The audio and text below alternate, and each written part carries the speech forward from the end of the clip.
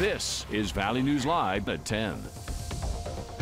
Good evening and thanks for joining us. We begin our show with news as a shelter in place is in order in Wahpeton after a shooting today. According to the Wahpeton Daily News, the shooting took place early this evening and the suspect is still at large. Valley News Live is reaching out to officials to get more details, and we'll be sure to share updates as those details do become available.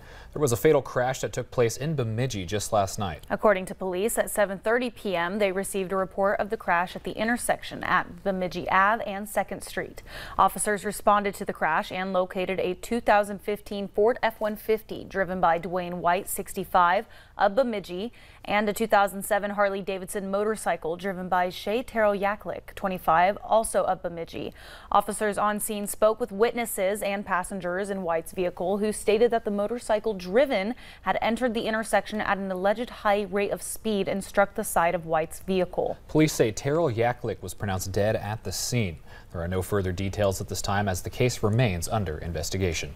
Also, one man is dead after a single vehicle crash in Ramsey County early Saturday morning. According to police, this fatal crash involved an unbelted or unrestrained occupant. 56-year-old Edward Jack Larson of St. Paul, Minnesota was traveling northbound on Highway 280 at a high rate of speed, struck a concrete center median and careened into the right-hand ditch before returning to the roadway. He was ejected from the vehicle. The accident took place northbound on Highway 280 north of Larpenteur Avenue in Ramsey County. Police do believe alcohol was involved. There are no further details available at this time. It's now time to check in with Chief Meteorologist Hutch Johnson for a look at our forecast. Hutch? Look at the mostly moony skies gracing the valley tonight across the region, and it was a hot one once again. First alert weather days continue through tomorrow for heat, and hopefully you've been able to beat that heat with temperatures soaring into the 90s today. We had a few scattered thunder showers and temperatures soared into the mid-90s for Fargo, 93 Grand Forks, and a lot of 91s out there on the map, including in the Cheyenne River Valley as well as the James River Valley, some 90s, near 90-degree weather for almost all of Lakes Country heading into the beginning of your work week and closing out a hot week. Now, there's a full moon out there rising. We had a gorgeous setting sun, and again, that moonlight, depending on the height of the moon, well, the lower it is in the sky, the more atmosphere that light has to travel through. When there's a bunch of junk in the atmosphere, it makes it look orange like that. Strawberry moon, full moon from all four of our sites. Now, it's full at 10:31. That's the time when the moon will reach its full stage. Moonrise, by the way, was 9:24 in Fargo. 80s still in the Red River Valley. That's where the core of the heat has been.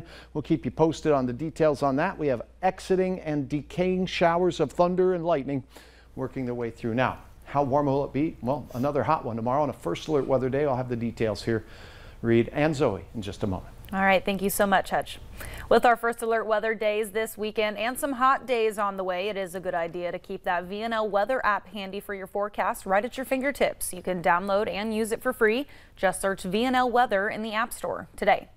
Also, if you're up in Grand Forks, be alert. The overpass on University Avenue that goes over Interstate 29 is currently closed due to buckling concrete. Several roads are closed at this time. University Avenue is closed from North 42nd Street to North 47th Street. That's due to the road buckling on the I-29 overpass. South Washington Street had both northbound lanes buckle on the 3200 block. Now traffic is able to pass in the turning lane only. Belmont Road had a small buckle at the 3800 block. However, traffic is still able to pass. All damage caused by these road buckles have been barricaded off, and police are asking that you do avoid the area for the time being.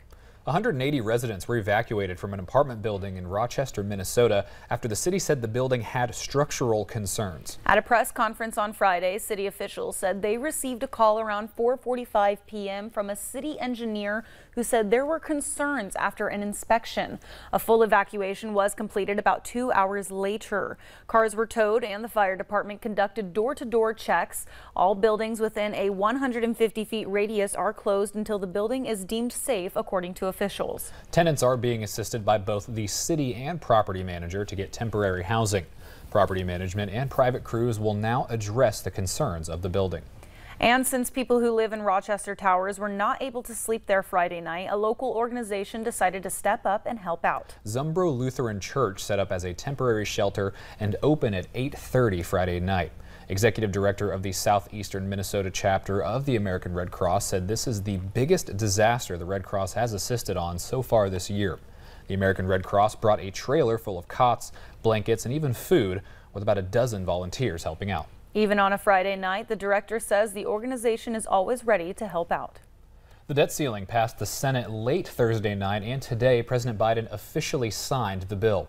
Biden said the following in his tweet: "I just signed into law a bipartisan budget agreement that prevents a first ever default while reducing the deficit, safeguarding Social Security, Medicare, and Medicaid, as well as fulfilling our obligation to our veterans. Now we continue the work of building the strongest economy in the world." This bill will now cap non-defensive spending, require stricter requirements for food stamps, and aim to get back billions in COVID funds, as well as restart student loan payments. The man accused of shooting and killing a West Virginia State Police trooper was arraigned just this morning. Troopers say 29-year-old Timothy Kennedy shot and killed Sergeant Corey Maynard in an ambush-style attack when Maynard was responding to a call for shots fired. Kennedy was taken into custody just before 11 p.m. on Friday.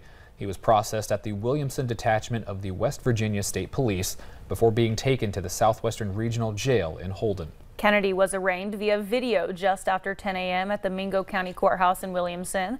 A preliminary hearing has not been set yet, but it must occur within 10 days. Until then, Kennedy is not allowed to leave the state without first getting permission. And across the nation, a number of states kicked off Pride Month this week. In San Francisco, Mayor London Breed held the city's annual flag-raising ceremony on Friday. This is San Francisco's 53rd year marking Pride, and a Pride Parade will be on June 25th. And in California, one of the state's most celebrated Pride festivals started on Friday. And here at home, Fargo-Moorhead Pride events are scheduled to kick off in the month of August. They'll feature things from drag shows and dance parties. Now, the beginning date kicks off Friday, August 11th. And just this morning, dozens of community members got together for the ALS Fargo Walk. The event kicked off the month of June, which is ALS Awareness Month. The walk was a chance to educate others about what ALS is and ways that people can support those with it, as all also works towards furthering treatment as well as finding an eventual cure for ALS. Later on Valley News Live at 10, we take you to Des Moines, Iowa for a look at the annual Roast and Ride and how Republican candidates feel about the upcoming election. Temperatures kissing record highs today. Missed it by 3 degrees in Fargo, missed it by only 2 degrees in Grand Forks. First alert weather days continue through your Sunday. More thunder as well. We'll have hour by hour details on how you can beat the heat coming up in your forecast.